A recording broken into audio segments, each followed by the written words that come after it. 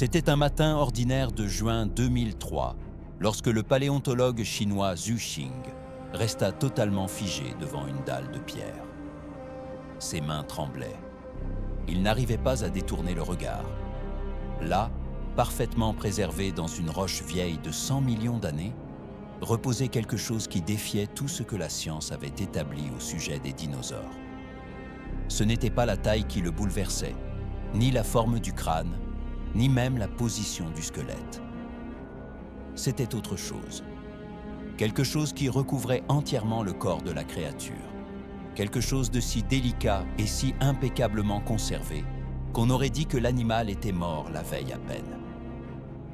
Zhu Xing ferma les yeux, les rouvrit, et ce qu'il voyait était toujours là, à le défier, à l'obliger à expliquer l'impossible. L'équipe autour de lui se tut. Certains reculèrent instinctivement. D'autres s'approchèrent, partagés entre fascination et une forme de terreur scientifique. Car ce qu'ils avaient sous les yeux ne devait pas exister. Pas d'après les manuels, pas d'après des décennies de consensus paléontologique. Et pourtant, c'était là, préservé avec une netteté glaçante, au point de transformer les 20 années suivantes de paléontologie en véritable champ de bataille, où les certitudes s'effondreraient une à une. Ce n'est pas un récit de science-fiction. C'est l'histoire bien réelle d'une découverte qui a ébranlé les fondations de ce que nous pensions savoir sur le passé de notre planète. Un fossile si extraordinaire, si dérangeant, si révolutionnaire, que certains scientifiques refusèrent de l'accepter. D'autres tentèrent de l'expliquer de manière toujours plus fébrile, toujours plus désespérée. Et les plus audacieux osèrent dire ce que personne ne voulait admettre. Nous nous étions trompés depuis le début. Aujourd'hui, je t'invite à percer ce mystère avec moi. Je t'invite à plonger dans une histoire de science, de controverses, d'égos meurtris et de vérités inconfortables. Mais avant de commencer ce voyage hors du commun, si les mystères du passé et les découvertes qui bouleversent notre compréhension du monde te passionnent, laisse-moi un commentaire pour me dire ce que tu penses de ces fossiles qui défient nos croyances. Et n'oublie pas de t'abonner à la chaîne et d'activer la cloche pour ne manquer aucune histoire fascinante comme celle-ci.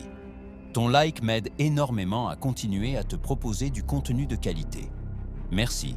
Et maintenant, prépare-toi à rencontrer le fossile que personne n'osait expliquer.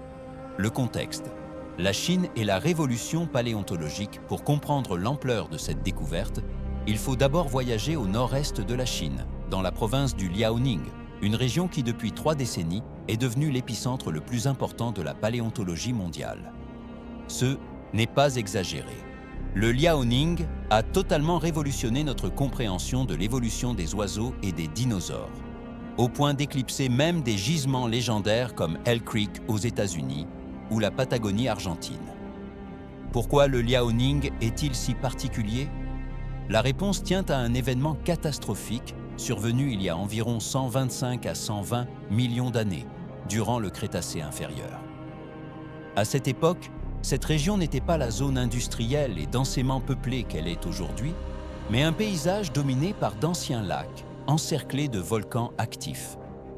Et lorsque ces volcans entraient en éruption, ils ne produisaient pas les coulées de lave spectaculaires qu'on imagine, mais quelque chose de bien plus meurtrier, des coulées pyroclastiques. Les coulées pyroclastiques sont des avalanches surchauffées de gaz, de cendres et de fragments de roches qui dévalent les flancs des volcans à des vitesses pouvant dépasser 700 km/h, avec des températures atteignant 1000 degrés Celsius. Il est quasiment impossible d'y échapper.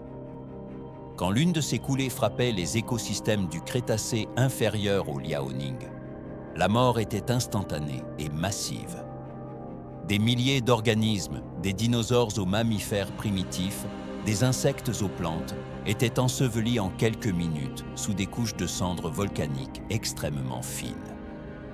Cette mort brutale, suivie d'un enfouissement immédiat, a créé des conditions parfaites pour une préservation exceptionnelle. La cendre volcanique, tellement fine, pénétrait chaque cavité, enveloppait chaque structure, scellait chaque tissu avant que la décomposition ne puisse les détruire. Avec le temps, cette cendre s'est transformée en une roche sédimentaire à grains fins, appelée schiste argileux, qui a agi comme une capsule temporelle idéale. Le résultat, c'est la formation d'Ixian, l'un des gisements fossilifères les plus importants au monde, intégré à un ensemble géologique plus vaste connu sous le nom de biote de géole. Ces dépôts n'ont pas seulement conservé des os, mais aussi des tissus mous qui, normalement, disparaissent du registre fossile, contenus stomacaux, membranes d'œufs, structures reproductrices, et plus extraordinaire encore, des empreintes détaillées de plumes, de poils et d'autres structures du tégument. Dès le début des années 1990, lorsque les premiers fossiles exceptionnels commencèrent à apparaître sur les marchés locaux avant d'arriver entre les mains des scientifiques, le Liaoning devint une véritable mine d'or pour la paléontologie. Chaque année apportait son lot de découvertes stupéfiantes. Des dinosaures dotés d'ailes membraneuses, des mammifères planant d'arbre en arbre, des oiseaux primitifs avec des griffes sur les ailes et des dents au bout du bec. Mais aucun de ces trésors n'aurait préparé le monde scientifique à ce qui allait suivre. Pendant des décennies, les paléontologues avaient débattu avec passion de la relation évolutive entre dinosaures et oiseaux. L'idée que les oiseaux descendent des dinosaures théropodes, proposée dès le 19e siècle puis relancée dans les années 1960 et 1970 par des chercheurs comme John Ostrom, rencontrait une résistance importante. Les critiques affirmaient qu'il manquait des chaînons manquants, des formes intermédiaires montrant clairement la transition entre reptiles écailleux et oiseaux emplumés. Le premier grand coup porté à cette résistance arriva en 1996, avec la découverte de Sinosauropteryx prima, un petit dinosaure théropode de la taille d'une dinde, dont le corps était recouvert de structures filamenteuses. Au début, un débat s'ouvrit. S'agissait-il vraiment de protoplumes ou simplement de fibres de collagène issues de la décomposition de la peau? Mais les indices étaient solides. Sinosauropteryx possédait une couverture corporelle qui n'était ni des écailles typiques de reptiles, ni des plumes entièrement développées, mais quelque chose d'intermédiaire. Cette découverte ouvrit les vannes. Dans les années suivantes, des dizaines d'espèces de dinosaures à plumes furent décrites à partir du Liaoning, Caudipteryx, avec des plumes à la queue et aux bras, mais incapables de voler. Microraptor, un petit théropode à 4 ailes, Dilong, un tyrannosaure primitif recouvert de protoplumes. Chaque nouveau fossile ajoutait une pièce au puzzle, prouvant au-delà de tout doute raisonnable que les plumes n'avaient pas évolué d'abord pour le vol, mais probablement pour l'isolation thermique ou l'affichage visuel. En 2003, la communauté paléontologique avait largement admis que de nombreux théropodes portaient des plumes. Le débat s'était déplacé vers des détails plus subtils. Quel groupe avait des plumes? À quel moment ont émergé les plumes complexes avec barbes et barbules? Les grands théropodes comme Tyrannosaurus rex conservaient-ils des plumes à l'âge adulte ou les perdaient-ils comme les éléphants perdent leurs poils?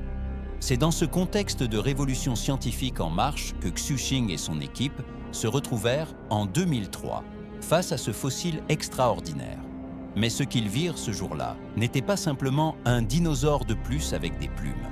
C'était quelque chose de bien plus dérangeant, quelque chose qui allait projeter le débat dans des directions que personne n'avait anticipées. La découverte, quand la réalité dépasse l'imagination. Le fossile parvint à Suxing par des canaux courants en paléontologie chinoise. Un agriculteur local l'avait trouvé dans une carrière, alors qu'il extrayait des dalles de pierre destinées à la construction. Comprenant que cela pouvait avoir de la valeur, il contacta des intermédiaires qui finirent par le vendre à un musée local. Le musée, réalisant à quel point le spécimen était exceptionnel, contacta Xu Xing, l'un des paléontologues les plus réputés de Chine et une référence mondiale sur les dinosaures à plumes. Quand Xu Xing posa les yeux sur le fossile pour la première fois, il fut immédiatement frappé par son état de conservation. La dalle, gris clair avec des nuances beige, mesurait environ 1 mètre de long sur 60 cm de large. Au centre, parfaitement préservé dans sa posture de mort, se trouvait un squelette presque complet d'un dinosaure de la taille d'un grand chien. Mais ce n'était pas le squelette qui attirait le regard. Autour de lui, s'étendant depuis chaque os, recouvrant littéralement chaque centimètre du corps, il y avait une sorte d'auréole sombre. Au début, sous la lumière faible du laboratoire, cela ressemblait à une simple décoloration de la roche. Mais quand Xu approcha une lampe plus puissante et examina ce halo à la loupe, il sentit le sang se glacer. Le halo était composé de milliers, peut-être de millions de structures fines et filamenteuses. Ce n'étaient pas de simples filaments comme chez Sinosauropteryx, c'était des plumes complexes, entièrement développées, avec un rachis central dont partirent des barbes, puis des barbules, exactement comme chez les oiseaux modernes. On distinguait des plumes de contours recouvrant le corps, des plumes plus longues sur les bras, formant clairement des structures semblables à des ailes, des plumes sur la queue disposées en éventail. La préservation était si exquise que dans certaines zones, on pouvait même discerner des structures microscopiques responsables de la coloration. Et ce n'était pas tout. L'animal avait une tête grande et robuste, avec des mâchoires puissantes pleines de dents coniques, tranchantes comme des lames. Les orbites étaient larges, suggérant une vision très fine. Le cou, relativement court, était toutefois musclé. Les bras étaient longs et se terminaient par des mains à 3 doigts, chacun armé d'une griffe recourbée et acérée de plus de 5 cm. Les pattes arrière étaient extrêmement robustes et puissantes, et le deuxième doigt de chaque pied portait une griffe hypertrophiée en forme de faucille, longue de plus de 10 cm. Xu reconnut immédiatement la morphologie générale. C'était un Dromaeosauridé, membre de la famille de dinosaures théropodes qui comprend le célèbre Vélociraptor et le Deinonychus. Les Dromaeosauridés étaient des prédateurs agiles et sophistiqués, probablement parmi les dinosaures les plus intelligents ayant jamais existé, avec des cerveaux proportionnellement volumineux et des comportements de chasse complexes. La griffe en forme de faucille au pied arrière était leur arme signature, utilisée pour lacérer les proies lors d'attaques bondissantes coordonnées. Mais jusque-là, aucun Dromaeosauridé connu n'avait été découvert avec une couverture de plumes aussi étendue et aussi bien conservée. Les rares Dromaeosauridés montrant des indices de plumes n'offraient que des impressions partielles ou des structures simples. Celui-ci, lui, était entièrement emplumé, du bout du museau à l'extrémité de la queue, avec des plumes aussi complexes et sophistiquées que celles de nombreux oiseaux actuels. Xu passa les semaines suivantes à examiner méthodiquement chaque centimètre du fossile. Il prit des centaines de photographies sous différents angles et dans diverses conditions d'éclairage. Il consulta des collègues spécialisés dans la structure des plumes. Il réalisa des analyses au microscope électronique à balayage sur certaines impressions, révélant des détails microscopiques de leur organisation. Tous les résultats disaient la même chose. C'étaient de véritables plumes, complètement développées, indiscernables dans leur structure de base de celles des oiseaux modernes capables de voler. Mais un problème colossal s'imposait, un problème qui allait garder Xu éveillé des nuits entières. Cet animal, avec ses plumes magnifiques et sa couverture thermique complète, était un prédateur spécialisé de la taille d'un loup. Il pesait probablement entre 20 et 25 kilos. Ses pattes arrière étaient lourdes, musculeuses, conçues davantage pour la puissance que pour une vitesse extrême.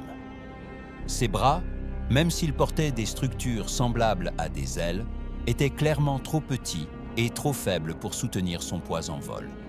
Quant au sternum et à la ceinture scapulaire, il ne présentait pas les caractéristiques spécialisées nécessaires au vol battu. Cet animal ne pouvait pas voler. Définitivement, sans ambiguïté, il ne pouvait pas voler. Alors pourquoi possédait-il des plumes aussi élaborées, aussi parfaitement développées? Pourquoi investir autant d'énergie évolutive dans des structures aussi coûteuses si ce n'était pas pour voler? Les plumes modernes sont extrêmement chères à produire en termes d'énergie et de nutriments. Elles exigent des protéines spécialisées, des kératines complexes et un entretien constant. Les oiseaux actuels passent des heures chaque jour à lisser et nettoyer leur plumage. Sur le plan évolutif, des structures aussi coûteuses ne se maintiennent que si elles procurent des avantages majeurs qui compensent largement leur prix. Xu savait que cette question allait secouer la paléontologie. Pendant des années, le paradigme dominant affirmait que les plumes avaient évolué pour le vol, ou au moins pour le planer. Les protoplumes simples avaient peut-être d'abord servi d'isolant thermique, mais on supposait que la transition vers des plumes complexes à barbes et barbules était poussée par la sélection liée à la capacité de voler. ce fossile renversait ce paradigme. On avait là un animal terrestre, un prédateur coureur qui chassait au sol, qui n'avait jamais volé ni plané. Et pourtant, il possédait parmi les plumes les plus complexes jamais observées chez un dinosaure non avien. Zhu Xing baptisa le spécimen Sinornithosaurus milleni, le lézard-oiseau chinois du millénaire, en hommage au nouveau millénaire durant lequel il fut découvert. Le nom était approprié, et pourtant ironiquement trompeur. Car ce n'était pas vraiment un lézard-oiseau. C'était plus étrange que cela. Un dinosaure ayant développé, de manière indépendante, de nombreuses caractéristiques des oiseaux modernes, y compris des plumes complexes, tout en restant fondamentalement un dinosaure terrestre et prédateur. La publication de la découverte en 2003 provoqua immédiatement une onde de choc dans la communauté scientifique. Les revues les plus prestigieuses se disputèrent à l'article. Les médias du monde entier relayèrent l'histoire. Mais à côté de l'enthousiasme, une autre chose apparut. Le scepticisme, la controverse et, dans certains milieux, un déni total. La controverse, quand la science se heurte à l'incrédulité. La réaction initiale à la découverte de Sinornithosaurus milleni fut mitigée, et c'est une façon polie de le dire. Certains paléontologues, surtout ceux qui se trouvaient à l'avant-garde de la révolution des dinosaures à plumes, accueillirent la nouvelle avec exaltation. Voilà une preuve claire et spectaculaire. Des plumes complexes avaient pu évoluer dans des contextes n'ayant rien à voir avec le vol. Cela appuyait des hypothèses alternatives sur la fonction originelle des plumes. Isolation thermique, affichage visuel, signalisation sociale, incubation des œufs. Mais d'autres scientifiques, en particulier ceux de l'ancienne école qui avaient consacré des décennies à l'étude de l'évolution du vol, se montrèrent profondément sceptiques.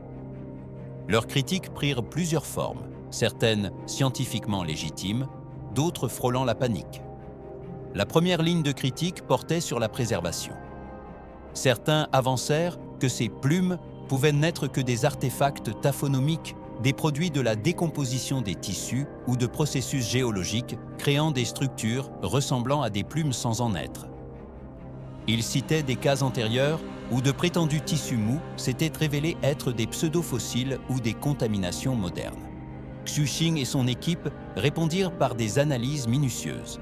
Ils utilisèrent le microscope électronique à balayage pour examiner les structures à l'échelle microscopique, révélant des détails d'ultrastructures impossibles à reproduire par de simples processus de décomposition.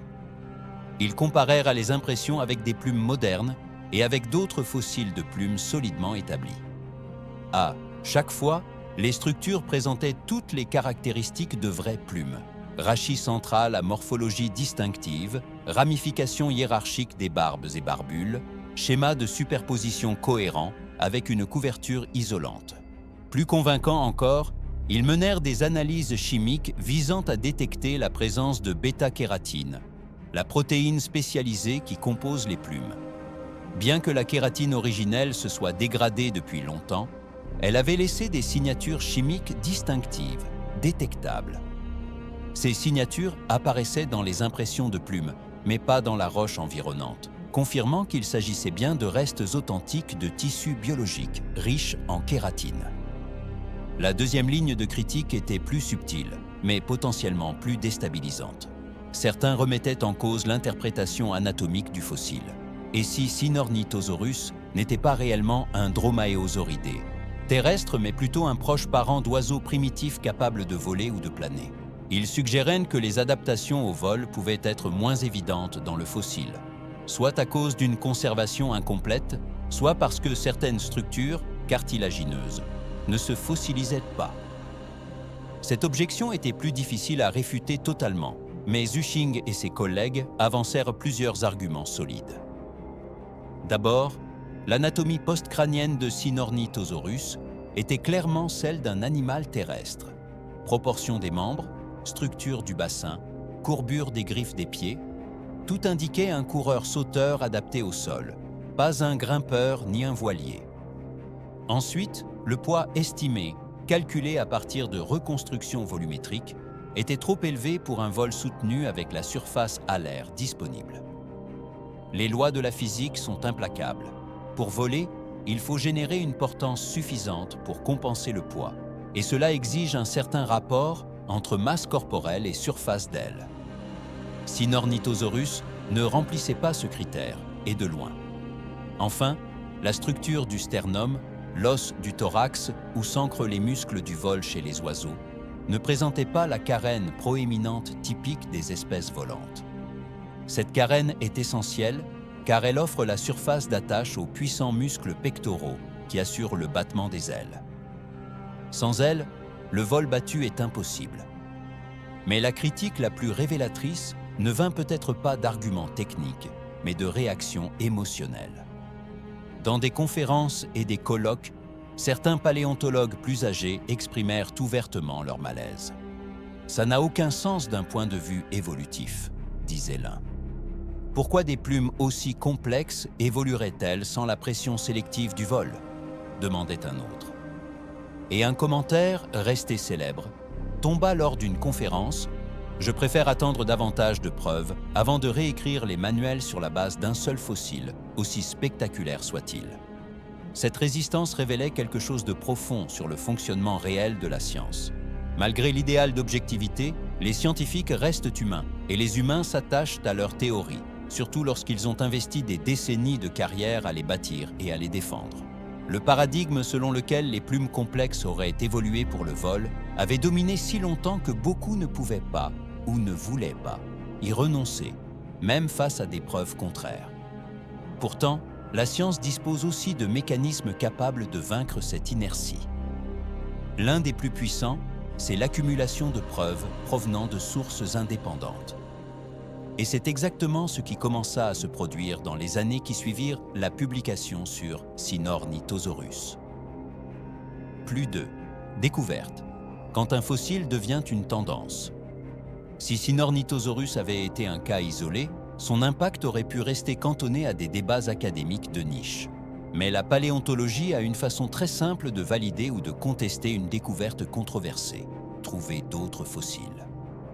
Entre 2003 et 2010, une cascade de nouvelles découvertes au Liaoning et dans d'autres gisements confirma et élargit le schéma révélé par Sinornithosaurus. L'anomalie devint tendance, et la tendance une révolution. En 2007, on décrivit Epidexipteryx hui, un petit théropode de la taille d'un pigeon, doté de 4 plumes ornementales extraordinairement longues à la queue, chacune dépassant 20 cm, plus du double de la longueur de son corps. Ces plumes étaient manifestement faites pour l'affichage, pas pour le vol. L'animal avait des bras courts, sans plumes de vol, et un corps trapu inadapté à l'aérien. Pourtant, ces plumes caudales étaient spectaculairement complexes, avec des barbes bien développées, formant des structures semblables à des rubans. En 2009 arriva Anchiornis huxleyi, un petit théropode du Jurassique supérieur découvert en Chine, environ 10 millions d'années plus ancien que Sinornithosaurus. Anchiornis était entièrement couvert de plumes, y compris de longues plumes sur les bras et les pattes formant 4 ailes. Mais contrairement à Microraptor, qui pouvait probablement planer, Anchiornis affichait des proportions suggérant une capacité de vol très limitée, voire inexistante. Plus incroyable encore, les chercheurs réussirent à reconstituer la coloration de ces plumes grâce à l'analyse de mélanosomes, ces organites contenant des pigments. Anchiornis s'avéra porter un plumage noir et blanc très contrasté, avec une crête rouge sur la tête. Un motif clairement conçu pour être vu, pas pour voler. En 2012, on décrivit Eutyrannus huali, un tyrannosauridé primitif de 9 mètres de long, pesant environ 1,4 tonnes. Cela en faisait le plus grand animal à plumes jamais découvert. Le fossile montrait de vastes zones de protoplumes filamenteuses recouvrant le corps. Eutyrannus était évidemment un prédateur terrestre, incapable de toute forme de vol. Ces plumes ne pouvaient servir qu'à l'isolation thermique dans le climat froid du Crétacé inférieur au Liaoning. Chacune de ces découvertes renforçait le même message. Les plumes complexes n'étaient pas l'apanage des animaux volants. Elles avaient évolué chez une grande diversité de dinosaures théropodes, des petits arboricoles aux gigantesques prédateurs terrestres, dans des contextes n'ayant clairement rien à voir avec le vol. Mais la découverte la plus renversante survint peut-être en 2014, avec Coulindadromeus zabaecalicus, un petit dinosaure ornithischien de Sibérie. Ce fossile fut révolutionnaire parce que les ornithischiens constituaient un groupe entièrement différent, sans lien de proximité direct avec les théropodes ou les oiseaux. Les ornithischiens incluent des dinosaures emblématiques comme Triceratops, Stegosaurus ou Iguanodon. Jusqu'en 2014, on pensait que seuls les théropodes avaient développé des plumes. Coulindadromeus fit voler cette idée en éclats. Ce petit herbivore possédait 3 types de structures tégumentaires, des écailles sur les pattes, des structures filamenteuses simples sur le corps et des structures plus complexes, proches des plumes, sur les bras et les jambes. L'implication était vertigineuse. Soit les plumes avaient évolué bien plus tôt dans l'histoire des dinosaures et existaient déjà chez l'ancêtre commun de tous les dinosaures, soit elles avaient évolué indépendamment à plusieurs reprises.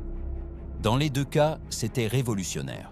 Si les plumes étaient ancestrales à tous les dinosaures, alors beaucoup d'espèces, y compris les plus iconiques, auraient pu en porter à une étape de leur développement. Si elles avaient évolué indépendamment plusieurs fois, alors les plumes n'étaient pas une adaptation unique liée au vol, mais une solution évolutive réinventée par différents lignages pour résoudre des problèmes communs comme la thermorégulation ou la communication visuelle. Ces découvertes transformèrent complètement le débat. Vers le milieu des années 2010, la communauté paléontologique avait largement accepté que les plumes complexes n'avaient pas évolué à l'origine pour le vol. Le consensus émergent était qu'elles étaient d'abord apparues pour des fonctions comme l'isolation thermique, l'imperméabilisation, le camouflage et surtout l'affichage visuel et la signalisation sociale. La fonction des plumes, redécouvrir leur rôle. Une fois admis que des plumes complexes pouvaient exister chez des animaux non volants, la question scientifique bascula de « comment est-ce possible ?» à « pourquoi ces structures ont-elles évolué ?» Et cette question força les paléontologues à réexaminer en profondeur leurs hypothèses, à bâtir de nouvelles théories soutenues par des preuves issues de plusieurs disciplines. La théorie aujourd'hui la plus soutenue est que les plumes ont d'abord évolué pour la thermorégulation. Les dinosaures théropodes, d'après de multiples indices, analyses isotopiques, structures osseuses, anatomie du cœur et des poumons, étaient des animaux à sang chaud, ou du moins dotés d'un métabolisme élevé comparable à celui des oiseaux et des mammifères modernes. Maintenir une température corporelle élevée exige un isolant pour éviter les pertes de chaleur, surtout sous des climats tempérés ou froids. Les mammifères ont développé les poils pour cela. Les théropodes, eux, semblent avoir développé des protoplumes. Au départ, ces structures étaient de simples filaments, proches d'un duvet qui retenait une couche d'air au contact de la peau et limitait la perte de chaleur par convection. Une fois ce premier manteau en place, la sélection naturelle pouvait le raffiner et le complexifier pour d'autres usages. Et c'est là que l'affichage visuel et la signalisation sociale entrent en scène. Les dinosaures, comme leurs descendants les oiseaux, étaient des animaux très visuels, capables de voir les couleurs. La possibilité de produire des motifs distinctifs dans le plumage aurait été immensément utile pour communiquer au sein d'une même espèce. Les plumes d'ornement ont pu servir à sélection sexuelle. Des mâles au plumage plus spectaculaire et plus coloré pouvaient être préférés par les femelles, comme on le voit chez les paons. Cela crée une pression sélective puissante vers des plumes toujours plus complexes, complètement indépendantes de toute fonction de vol. Reconnaissance d'espèces, des motifs spécifiques pouvaient aider les individus à identifier les membres de leur propre espèce, crucial dans des écosystèmes où plusieurs espèces proches cohabitent. Signalisation du statut. Au sein de groupes sociaux, un plumage élaboré pouvait indiquer dominance, santé ou qualité génétique, influençant les hiérarchies et l'accès aux ressources. Camouflage et discrétion. Certains motifs pouvaient aider les prédateurs à approcher leur proie ou les proies à éviter d'être repérées, offrant des avantages directs de survie. Les analyses de mélanosomes sur des fossiles ont révélé que de nombreux dinosaures à plumes avaient des colorations complexes et frappantes. Anchiornis, on l'a dit, portaient un plumage noir et blanc très contrasté avec une crête rouge. Sinosauropteryx avait une queue annelée de bandes alternées rougeâtres et claires, comme certains ratons laveurs. Microraptor possédait des plumes noires iridescentes qui pouvaient refléter des tons bleus et verts selon la lumière, un peu comme les corbeaux. De tels motifs n'ont de sens que dans le cadre d'une communication visuelle. Ils n'offrent aucun avantage au vol et parfois peuvent même être handicapants en rendant l'animal plus visible. Mais dans le contexte de la sélection sexuelle et de la signalisation sociale, ils deviennent parfaitement cohérents sur le plan évolutif. Une autre fonction proposée pour les plumes chez les dinosaures non-volants est l'incubation. Les oiseaux modernes utilisent leur plumage pour créer un microclimat chaud et stable autour de leurs œufs. On a découvert des fossiles de théropodes en posture d'incubation, le corps posé sur un nid, les bras emplumés étendus au-dessus des œufs, dans une position protectrice.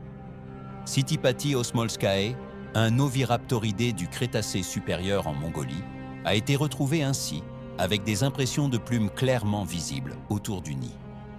Un tel comportement aurait exercé une pression sélective forte vers des plumes plus grandes et plus efficaces sur les bras, créant des structures de plus en plus proches d'elles, sans aucune fonction de vol. Elles étaient simplement de meilleures couvertures pour garder les œufs au chaud. Et, fait fascinant, cette hypothèse de l'incubation se connecte élégamment à l'apparition du vol. Si les bras avaient déjà développé des surfaces plumeuses proches d'ailes pour couver, alors ces structures étaient déjà disponibles pour être réutilisées, cooptées, pour d'autres fonctions, comme le planer, puis plus tard, le vol battu. C'est un exemple parfait d'exaptation, lorsqu'une structure évolue pour un rôle, puis sert ensuite à un tout autre rôle. Le vol. Repenser son origine. Admettre que des plumes complexes ont évolué indépendamment du vol obligeait à réévaluer entièrement la manière dont le vol est apparu chez les oiseaux. Si les plumes existaient déjà chez des dinosaures terrestres, alors l'histoire ne pouvait pas se résumer à « les plumes sont apparues et ils ont commencé à voler ». Il fallait une histoire plus complexe. La nouvelle narration aujourd'hui est beaucoup plus nuancée. Elle suggère que le vol a émergé par étapes successives, chacune sous des pressions sélectives propres. Étape 1. Thermorégulation. Des protoplumes simples apparaissent chez de petits théropodes pour l'isolation thermique, probablement au Jurassique moyen, voire plus tôt. Étape 2. Complexification pour l'affichage. Les protoplumes deviennent plus diverses et plus élaborées, développent des ramifications, créent des motifs visuels marquants via la sélection sexuelle et la signalisation sociale. Étape 3. Expansion des surfaces. Dans certains lignages, surtout ceux fréquentant les arbres ou des terrains accidentés, les plumes des bras s'étendent pour former de plus grandes surfaces. Cela peut d'abord servir à l'incubation ou à des parades. Étape 4. Protoailes pour le contrôle aérodynamique. Des petits théropodes arboricoles, sautant de branche en branche ou descendant d'arbres, bénéficient de structures aidant à contrôler la chute. Même trop petites pour voler, ces protoailes stabilisent les sauts et ralentissent la descente. Étape 5. Planer. Avec des surfaces plus grandes et quelques modifications squelettiques, certains lignages acquièrent la capacité de planer, avantage immédiat pour fuir, chasser ou se déplacer en forêt. Étape 6. Vol battu. Enfin, dans la lignée menant aux oiseaux modernes, apparaissent les spécialisations du vol battu. Sternum caréné, ceinture scapulaire modifiée, os pneumatique allégeant le corps, queue réduite et raffinement des plumes pour des surfaces aérodynamiques performantes. Cette histoire par étapes explique pourquoi on trouve tant de dinosaures aux caractéristiques intermédiaires qui ne rentrent pas proprement dans les cases, volants ou non volants. Anchiornis, avec ses 4 ailes mais des proportions inadaptées au vol soutenu, se situait probablement entre l'étape 4 et 5, contrôle des sauts, pas un vol réel. Microraptor, au contraire, avait une anatomie plus propice au plané efficace, correspondant plutôt à l'étape 5. Sinornithosaurus, le fossile qui a déclenché cette révolution, se situait probablement vers les étapes 2 ou 3. Ces plumes complexes servèrent surtout à l'affichage et peut-être à l'incubation, avec éventuellement des bénéfices secondaires dans les sauts et les manœuvres pendant la chasse. Cette vision plus fine a aussi changé d'autres débats, par exemple celui ancien. opposant la théorie du sol vers le ciel, cursorial, à la théorie des arbres vers le sol, arboricole. Les preuves actuelles suggèrent que cette opposition est en grande partie une fausse dichotomie. Différents lignages ont probablement exploré les deux voies, certains développant le plané depuis les arbres, d'autres des sauts contrôlés depuis le sol. La lignée menant aux oiseaux modernes a pu combiner des éléments des deux stratégies. Implication plus large. Réécrire la préhistoire. La découverte de Sinornithosaurus et les trouvailles qui suivirent ont eu des implications bien au-delà de l'évolution des plumes et du vol. Elles ont forcé une reconceptualisation de ce à quoi ressemblait la vie à l'ère des dinosaures. Les reconstructions populaires ont changé du tout au tout. Là où l'on imaginait des créatures écailleuses, presque reptiliennes, on voit désormais des animaux couverts de plumes, aux couleurs vibrantes et aux motifs complexes. Les dromaeosauridés, dépeints dans des films comme Jurassic Park, comme des reptiles froids et menaçants, sont aujourd'hui reconstruits avec des plumets, des bras ailés et des queues ornées, bien plus proches de gigantesques oiseaux terrestres que de lézards. Et cette transformation visuelle s'accompagne d'une transformation de notre compréhension du comportement. Des animaux dotés de plumes d'ornement suggèrent des interactions sociales sophistiquées, parades nuptiales, hiérarchie, signaux visuels, soins parentaux. Autant de comportements qu'on associait surtout aux oiseaux modernes et qui étaient probablement déjà présents chez de nombreux théropodes. Les fossiles trouvés en posture d'incubation sur des nids, comme chez certains oviraptoridés, sont désormais interprétés comme la preuve de soins parentaux avancés. Ces dinosaures ne se contentèrent pas de pondre puis d'abandonner leurs œufs comme le font beaucoup de reptiles actuels. Ils les couvaient, régulaient leur température, les protégeaient et très probablement, après l'éclosion, nourrissaient et surveillaient les petits pendant un certain temps. Cette image de dinosaures parents, dotés d'une vie sociale complexe, colle bien davantage aux oiseaux qu'aux reptiles. Et c'est logique, les oiseaux sont des dinosaures, les seuls survivants d'un lignage qui a dominé la Terre pendant plus de 150 millions d'années. Les comportements qu'on observe chez les oiseaux n'ont pas surgi de nulle part au moment où les oiseaux sont apparus. Ils héritent d'un passé dinosaurien. La découverte a aussi des implications physiologiques. Des plumes servant d'isolant renforcent fortement l'idée qu'au moins beaucoup de théropodes étaient endothermes. Autrement dit, à sang chaud. Les animaux à sang froid n'ont pas besoin d'isolant. Au contraire, ce serait un handicap, car ils dépendent du soleil pour se réchauffer. Les plumes n'ont de sens que chez des animaux produisant leur propre chaleur métabolique et devant la conserver. Un métabolisme élevé entraîne des effets en cascade. Besoins alimentaires plus importants, niveau d'activité soutenu, capacité à vivre dans des climats plus froids et écologie différente, des prédateurs actifs et persistants plutôt que de simples embusqués. La dernière leçon, l'humilité scientifique. L'histoire de Sinornithosaurus et de la révolution des dinosaures à plumes enseigne quelque chose de profond sur la science et sur nos limites. Pendant des décennies, les scientifiques avaient construit un paradigme qui semblait solide sur l'évolution des plumes et du vol, basé sur les meilleures preuves disponibles et porté par des chercheurs brillants. Et pourtant, ce paradigme était fondamentalement incomplet. Un seul fossile, préservé grâce à un hasard géologique dans les cendres volcaniques du Crétacé inférieur, a suffi à le défier, puis à le faire tomber. C'est à la fois humiliant et exaltant. Humiliant parce que cela rappelle que notre connaissance du passé reste toujours provisoire, susceptible d'être révisée par de nouvelles preuves. Exaltant parce que cela signifie qu'il y aura toujours plus à découvrir, toujours des surprises en attente dans la roche. La résistance initiale à Sinornithosaurus révèle aussi les limites de la pensée humaine. Même des scientifiques formés à l'esprit critique peuvent s'accrocher à leur théorie préférée face à des preuves contraires. Ce n'est pas forcément mauvais.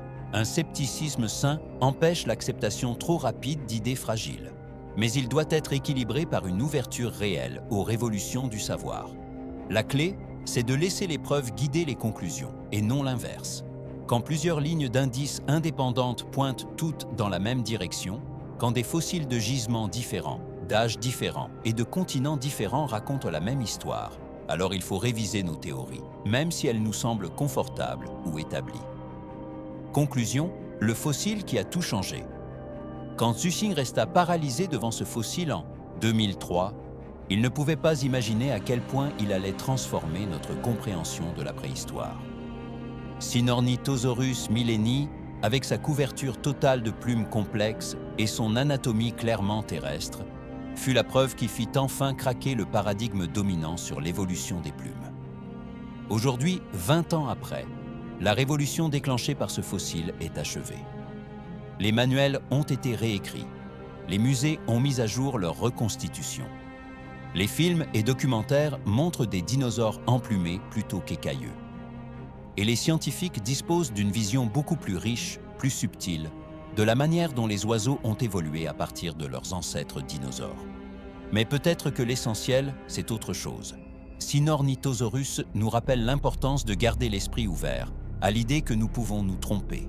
Le passé de la Terre est immense et complexe, et nous n'en avons effleuré que la surface. Chaque année apporte de nouvelles découvertes qui bousculent nos certitudes et nous obligent à repenser ce que nous croyions savoir. Des millions de fossiles attendent encore d'être découverts, enfouis dans des roches partout dans le monde. Certains confirmeront ce que l'on sait déjà.